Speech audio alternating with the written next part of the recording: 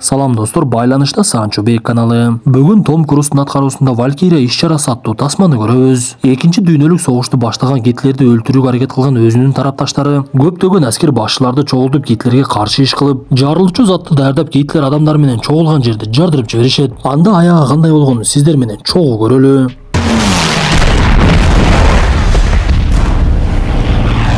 Элибизде сууну сиңген жерге төк, сөздү уккан жерге айт деген жакшы сөз бар. Андыктан бул жарнаманы Москвадан көрүп жаткан туугандарыбызга айталы. Бирок сиз Москвада эмес болсоңуз деле жарнамадагы маалыматтарды алып ошол жактагы туугандарыңызга жеткирип койсоңуз болот. Балким сиздин себебиңизден кимдир бирөө маселесин чечип алар. Кантсе да бөтөн элде жүргөн жердештерибиз сизде документ маселесинде татаалык жаралган болсо, 24-кө 7 коңгуроо кылып Иса мырзага кайрыла берсеңиз болот. Тууганыбыз документиңизде кандай оорчулук болсо бардыгын чечип берүүгө даяр. Анда эмесе байланыш сандарын жазууга шашылыңыз. +7 903 107 30 41. Экинчи дүйнөлүк согуш учурунда согуш талаасында жүргөн полковник Штауфбергер күндөлүгүнө Гитлердин кылган иштери такыр туура эмес болуп жаткандыгын жазып жаткан. Анын оюнда Гитлер бүткүл дүйнөдөгү адамзаттын душманы экендигин жазып, ага каршы бир иш кылбасак болбойт деп ойлоно баштайт. Бир маалда эле ал жерге 10-чу танкалык курамдын башчысы келгенде каарманыбыз ага жолугуп, сиздер бул жерден 2 күн мурда эле кетишиңиздер керек болчу. Бизге жеткен маалымат боюнча душмандар бул жака жакындап калышты. Батыраак аркага кайтыңыздар десе, танкалык курамдын башчысы ал нерседен баш тартып, бизде Гитлердин буйругу бар, Сиди Мансур тарапка барышыбыз керек. Андай кылбасак болбойт деп жатканда эле ал жерге Британиянын учактары келип жардыра баштайт.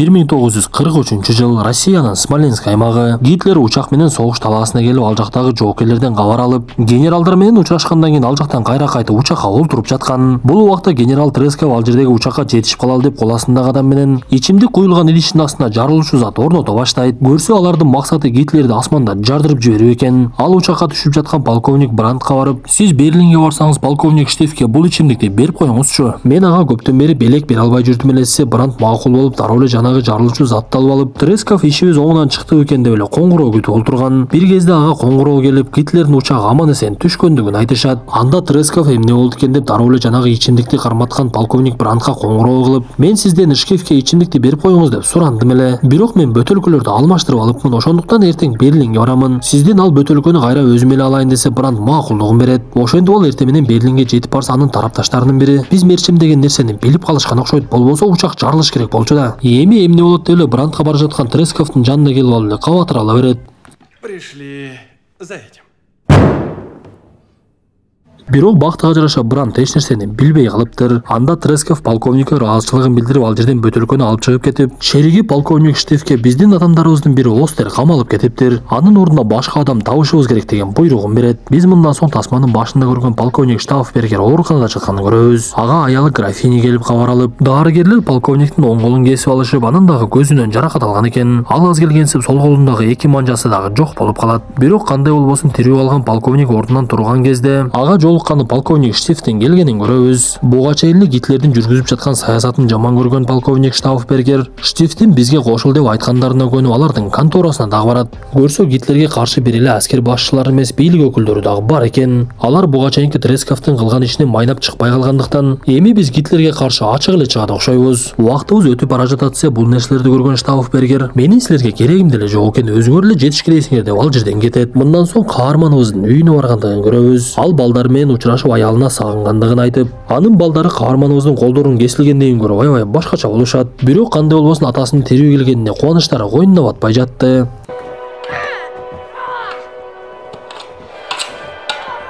Бир маалда шаарда сиренанын үнү болуп жарылуучу заттар түшө баштаган кезде каарманыбыз үй бүлөсү менен жер төлөдө бекинип калат. Бул убакта патефондо Вагнердин Валькирия деген обону ойнолуп жаткан. Анда Штауфбергердин оюна бир нерсе келип, буга чейин Гитлерге каршы чыгабыз дегендердин жанына барып, Валькирия иш-чарасын колдонсок болот экен деген оюн айтат. Көрсө Гитлер Валькирия деген ишмерчемди ойлоп тапкан экен. Анын максаты боюнча эгер ички душмандар өлкөдөгү бийликти басып ала турган болсо, Берлиндин четинде жайгашкан атайын даярдалган жоокерлер басып алгандарды жок кылып, кайрадан Гитлерге бийликти кайтарып бермек. келмек. Ошол даярдалган жоокерлердин башында генерал Фром турат. Биз аны өзүбүз жакка тартып алсак болот. Гитлерди өлтүрөбүз дагы калгандарын ошол жоокерлер менен басып алабыз. Эми башкысы ошол Фромду өзүбүз жакка тартуу калды деп Штауфбергер менен Ольбрих Фромго жолукканы кетет. Алар Фромго кирип бир-эки сөз сүйлөгөндө эле Фром алардын максатын билип, мага экинчи мындай сунуш менен келбегиле. Мен Гитлерге кызматымды кылам деп убадамды берген. Ошондуктан ал өлмөйүнчө мен анын кызматындамын. Болду, сөз бүттү деп эле экөөнү кетирип жиберет. Мындан соң Штауфбергер генерал Фельгибелге жолугуп, аны дагы биздин катарыбызга кошул деп чакыра баштайт. Бирок Фельгибел аябай коркуп экөөбүздүн бул сөзүбүздү билип калса жок кылып салат. Абайласаң болду, бул нерселерди мага сунуштабачы дейт. Кечинде Штауфбергер менен Тресков ишмерчемди түзүшүп, Валькирия иш-чарасын 6 саатта ишке ашырабыз деп ойлонушкан. Бирок мен аны 3 саатта ишке ашыра тургандай алып жазып чыгам. Ошондуктан бардыгын башынан мерчемдебиз деп жатса эле Тресков каарманыбызга карап, мени согуш талаасына жөнөтүп жатышат. Ошондуктан бул ишке сени башчы кыламын. Ишти сөзсүз аягына чыгаргын деп ал жерден кетет.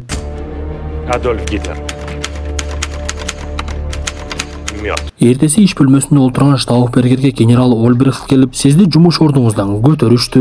Эми сиз дагы кошумча жоокерлердин башчыларынын бири болосуз. Мындай буйрук өйдө тараптан келди десе, каарманыбыз баш тартканга аракет кылып жатса, Ольбрихт дагы сен бул нерседен баш тартпагының. Анткени сенин Гитлер менен жолукканга мүмкүнчүлүгүң болот. Биз Гитлерге болушунча жакындаганыбыз жакшы да десе, Штауфбергер макулдугун берип, өзүнүн жардамчыларынын бири лейтенантты чакырып ага сөз баштап калат. Азыр биз согушта эч кандай жеңиш тарапка жылбай эле турабыз. Ошондуктан Гитлерди эртелүү-кеч өлтүрүшөт. Ошондуктан биз бул нерсени тездеткенге аракет кылып жатабыз. Сен биз тараптасыңбы? Лейтенант дароо эле макулдугун берди. Мындан соң Штауфбергер лейтенант менен Берхар деген жерге барат. Көрсө ал жер Гитлердин жайгашкан жерлеринин бири экен. Анда Штауфбергер генерал Фром менен Гитлердин жанына кирип, мен Валькирия иш-чарасын тездетиштин жолун таптым. Ошон үчүн сизге документтерди алып келдим. Сиздин колуңуз керек десе, Гитлер Штауфбергерди карап, сиз ата мекен үчүн денеңиздин кээ бир бөлүктөрүнөн айрылыпсыз. Мына чыныгы жоокердин үлгүсү ушундай болот деп анын документин алып дароо эле колуң коюп берет. Раздавите капсулу с кислотой и готово. Ошентип ишке катуу киришип, жарылуучу заттарды ырасташып, бул нерсени Штауфбергер өзү аткармак болот. Жакында Гитлердин бункерлеринин биринде аскер башчылары менен чогулуш болмок. Ошондуктан каармандарыбыз жарылуучу затты ошол жерге алып барып, Гитлерди өлтүргөн соң генерал Фельгибел ал жердеги байланыштардын бардыгын өчүрүп, Ольбрихт Валькирия иш-чарасын баштагыла деп буйругун берсе, тез эле бийликти басып алабыз дагы согушуп жаткан өлкөлөр менен элдешүү келишимине келип, Германияны жок болуудан сактап калабыз деп сүйлөшүшөт. Штауфбергер бул тууралуу аялына айтып, эгер биздин ишибиз орундалбай калса, алар силерди да жок кылып салышы мүмкүн. Ошондуктан балдарды алып башка жака кеткин деп алар менен коштошуп, эртеси күнү бардыгы өздөрүнүн ордун таап ишке кирише башташат.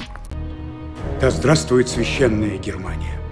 Штауфбергер баштыгына жарылуучу затты салып алып жардамчысы лейтенант менен алар көздөп чогулуш боло турган бункерге жетип келишет. Штауфбергер ал жерден дароо эле генерал Фельгибелди көрөт. Эгер Гитлер өлсө ушул адам байланышты үзүш керек болчу. Бирок ал Штауфбергерге мен силер тараптамын же силерде эмесмин деп так жообун берген эмес. Ошентип ичкери кирген каармандарыбыз ал жерден генерал Фромду көрүшүп, баштыгын жерге коюп эле Гитлер келгени менен анын бир тууганы Гиммлер келбей коет. Көрсө каармандарыбыздын максаты боюнча экөөнү бир жок кылыш керек болчу. Анткени Гитлерди жок кылганы менен Гиммлер тирүү болсо, анын ордуна Гиммлер олтуруп калышы толук мүмкүн эле. Ошентип кашайган Гиммлер ал жерге келбей коюп, каарманыбыз байланыш аппарат менен Ольбрихтке коңгуроо кылса, Ольбрихттин жардамчысы Бекке коңгуроо кылып, бул иш-чараны жасап жаткандардын башчысы Гиммлер жок болсо жардырууну токтоткула деп айтат. Ошентип бул жолу каармандарыбыздын максаты ишке ашпай калып, бирок Ольбрихт буга чейин буйругун берип генерал Фромдун астындагы кошумча жоокерлерди тизип даярдык көрө баштаган эле. Бирок иш-чара токтоп калгандан аларга бул нерсе жөн гана даярдык үчүн деген кагаз жөнөтүп коет. Генерал Фром Штауфбергер менен Ольбрихтти чакырып, силер менин уруксатым жок эле менин жоокерлериме эмнеге буйрук берип жатасыңар? Силердин максатыңар эмне экендигин билем. Орто жолдо мени дагы жок кылайын деп жатасыңарбы? Дагы бир мындай кыла турган болсоңор, экөөңөрдү тең каматып салам. Көп эле мен менен ойношо бербегиле. Мойнуңарды жулуп колуңарга карматып коем деп коркутуп салат. Кечинде чогулуш учурда каармандарыбыз бири-бири менен урушуп, Штауфбергер мага мурда эле эркиндик бергенде мен жардырып жибермекмин. Силерге коңгуроо кылып уруксат сурагачаңда убакыт өтүп кетти. Бизге башчылык кылган адам саясатчы болгондуктан жакшы чечим чыгара албай жатат десе, алардын башчысы Кларк ордунан туруп, Штауфбергерге кыйкыра баштаса эле Бек аны токтотуп калат. Бекке жеткен маалымат боюнча Гиммлер полицияга буйрук берип, буларга башчылык кылган саясатчы Кларкты камагыла деген буйругун бериптир. Ошондуктан алар Кларкка жаңы документ жасап беришет дагы, сен мамлекеттен чыгып кетишиң керек. Биз маселени чечкенден кийин келесиң деп ал жерден узатып жиберишет. Ошондон кийин Бек Штауфбергерге толук эркиндик берип, сиз кандай кылсаңыз өзүңүздүн чечимиңиз, башкысы Гитлерди жок кылыңыз деп айтат. Штауфбергер кечинде устара менен сакалын алып жатып, мойнун атайын тилип алат дагы, кийген кийимин кан кылып эле жумушуна жөнөп кетет. Алар бул жолдагы Гитлер менен жолугуп согуштун жүрүмү боюнча сүйлөшүш керек эле. Анда Штауфбергер кабыл алган майору кайтып, мен кийинип алайынчы, мойнум кан болуп калыптыр. Мага бир бөлмө бериңиз деп жардамчысы менен ал бөлмөгө кирип кетип, кийиним болуп эле жарылуучу затты даярдай баштайт. Прошу прощения. Жарылуучу затты даярдап жатса, майор кайра эшикти ачып Гитлердин келгенин айтып, каарманыбызды чогулушууга шаштыра баштайт. Ошентип алар жарылуучу затты эптеп ырастап ал жерден чыгышып, бул жолу чогулуш бункерде эмес, сырттагы үйдө экени билинет. Бирок каармандарыбыз даярдаган жарылуучу зат бункерге ылайыкташкан болчу. Ал сырттагы имаратта жарылса, бункердегидей таасир бербей калышы мүмкүн. Штауфбергер лейтенантка сен унаны даярдап тур деп өзү ичкериге жалгыз кирип, бул убак 44-жылдын жай айлары болуп калгандыктан Гитлер мурдагыдай болбой бир аз өңүнөн дагы кетип калыптыр.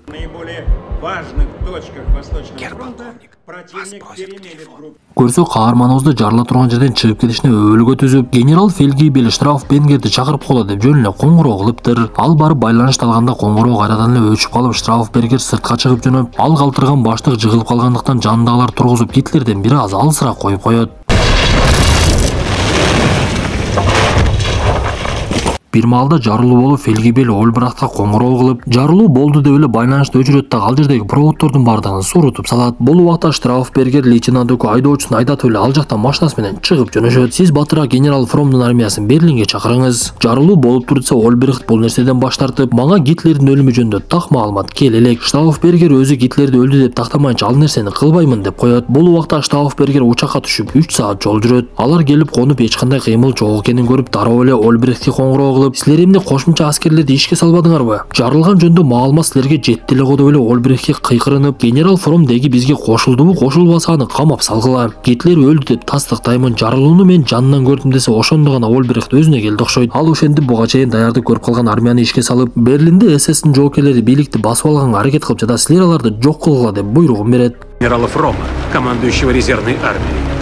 Фюрер Адольф Гитлер мертв. Тизилип калган кошумча армия даяр болгон кезде алардын башчысы алдына чыгып, Гитлерге каршы ССтин жоокерлери чыгып, Гитлерди өлтүрүшүптүр. Биз аларды жок кылып Берлинди башкарууга алышыбыз керек деп жөнөп кетишсе, генерал Фромдун алдына Ольбрахт менен жардамчысы барат. Алар Гитлерди өлдү деп айтса, Фром такыр ишенгиси келбей, жардыруу болгон жерге чалса коңгуроону кейбел салып, Гитлер эч кандай өлгөн жок. Болгону аны өлтүрүүгө аракет кылышты, бирок башкаруучубуз тирүү десе, Фром кимдин сөзүнө ишенерин билбей, бир кезде ал жерге Штауфбергер кирип келип, Гитлер өлдү, мен жарылууну өз көзүм менен көрдүм. Валькирия иш-чарасы башталды. Сиз биз менен болуң, болбосо камайбыз деп эле Фром баш тарткандыктан камап салышат. Ошентип бир кезде Штауфбергердин тарапташтары ал жерге чогулуп, алар алдыда дагы чоң иш тургандыгын айтып даярдана башташты. Я хочу быть уверен, что гитлеровская Германия больше не увидит восход солнца.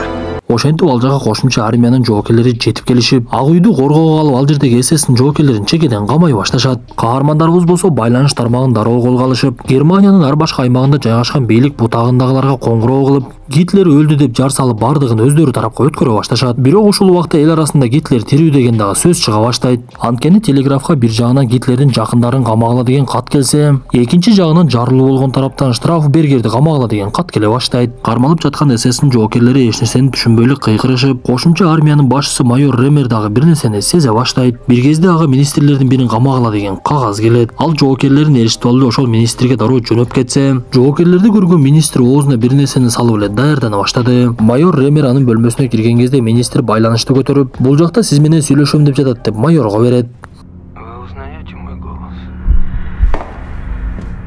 Ошондо гана майор көтөрүлүшкө чыккандар аны колдонгонун түшүнүп, Адольф Гитлердин саткындарды тирүү карма деген буйрук алат. Көрсө Гитлер байке жарылуудан өлбөй калган экен. Бул убакта телеграфка эки тараптан эки башкача каттар келе бергендиктен, анын башчысы бир чечимге келип, бийлик тараптан келген катты тез-тез жеткирип тургула. Штауфбергер тараптан келген катты болушунча акырындатып, байланыштарын үзгөнгө аракет кылгыла деп айтат. Ошентип каармандарыбыздын бийликти алуу иши буга чейин аябай бат жүрүп жатканы менен, мындан нары байланыш акырындап иштери солгундай баштайт. Было совершено покушение на жизнь фюрера. Сам фюрер не получил тяжелых ранений. Бир маалда эле Гитлердин тирүү экендиги сыналгыдан дагы айтылып, ал жерде чогулган адамдар биринин артынан бири кете башташат. Анда Штауфбергер дагы башка арга жок экенин түшүнүп, тапанчасын алып ал жердеги тарапташтары менен качып жөнөшөт. Бирок жоокерлер менен жетип келип калган майор ал жердегилердин баардыгын тирүү кармап алышып, камалып олтурган генерал Фромду чыгарса, Фром аларды дароо эле өлүм жазасына тартып салат. Анда каармандарыбыздын башчысы Бек мага өзүмө тапанча бергиле, мен силерге оорду келтирбейм деп эле дароо өзүн өзү атып алат. Ошентип бул окуяга тиешелүүлөр баардыгы биринин артынан бири кармалып, согуш астында жүргөн Тресков бул окуяны уккандан кийин өзүн өзү жардырып жиберди. Күнөөлүүлөрдүн кээ бирлерин аса баштаса, кээ бирлерин атып өлтүрүп, акыркылардан болуп Штауфбергерди дагы атып салышат. Да здравствует священная!